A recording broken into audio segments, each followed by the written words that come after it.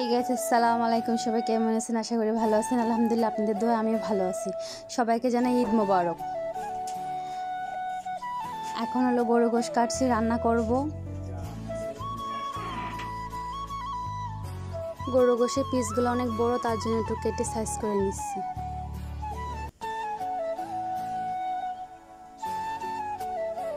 ঈদ মানি আনন্দ, ঈদ মানি খুশি, ঈদ মানি ভালো মন্দ রান্না করা, খাওয়া।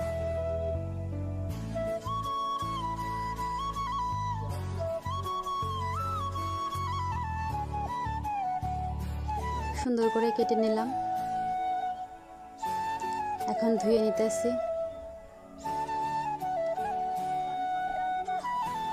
সুন্দর করে পরিষ্কার করে ধুয়ে নিতেছি।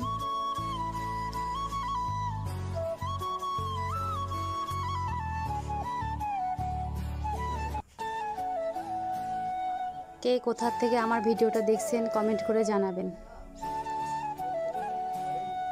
ধোয়া শেষ, এখন রান্নার পালা। মশলাটা ভালো করে কষায় নেব। এখানে পেঁয়াজ, রসুন, আদা, জিরে মশলা সব পেস্ট করা। শুকনো ঝাল দিয়ে দিলাম। আমার আবার মাটির চুলায় রান্না না করলে ভালো লাগে না। আমার মাটির চুলায় রান্না খুব ভালো লাগে, তার জন্য আমি মাটির চুলায় রান্না করি। যে কোনো জিনিসই দেখবেন মাটির চুলায় রান্না করলে খুব ভালো লাগে খেতে।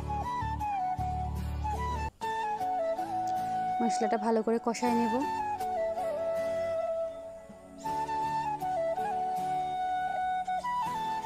এই তো এলাচ, দারচিনি দিয়ে দিলাম। এখন মাংসটা দিয়ে দিলাম।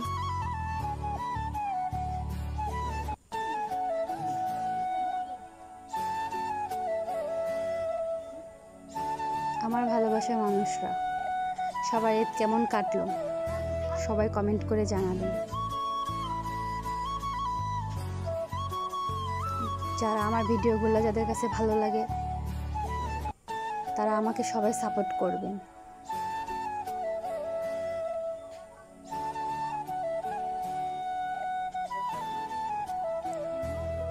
দেখুন রান্না করা শেষ। গোশের কালারটা কত সুন্দর আসছে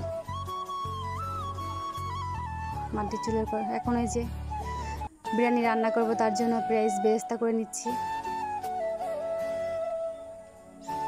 বেরেস্তা করা হয়ে গেছে, বেরেস্তাটা লাগাই নিলাম। তো মাংস দিয়ে দিলাম। এখন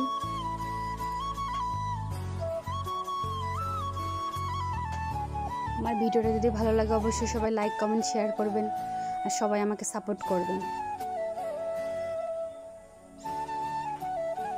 বিরিয়ানির মশলা দিয়ে দিলাম।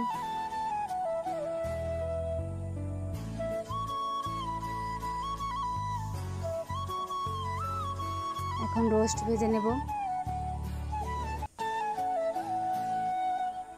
রোস্ট ভাজা যখন করি তখন আমার খুব ভয় লাগে, তেল ছেটে তো, তার জন্য খুব ভয় লাগে।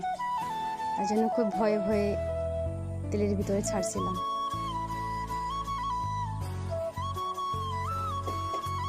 রোস্ট ভাজা হয়ে গেছে, দেখুন কি সুন্দর কালার আসছে। তো রোস্টে মশলা দিলাম। মশলাটা ভালো করে কষায় নিই। রোস্টগুলো দিয়ে দিলাম।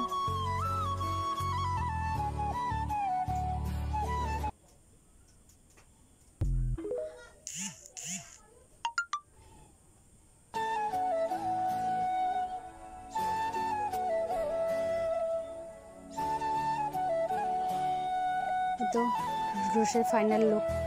আজকের ভিডিওটা এই পর্যন্তই। নেক্সট ভিডিও পাওয়ার জন্য আমার চ্যানেলে সবাই ফলো রাখবেন। এই তো বিরিয়ানি কালার দেখেন কি সুন্দর বিরিয়ানি কালার হচ্ছে। বিরিয়ানি সবাই ভালো থাকবেন, সুস্থ থাকবেন, আমার জন্য সবাই দোয়া করবেন।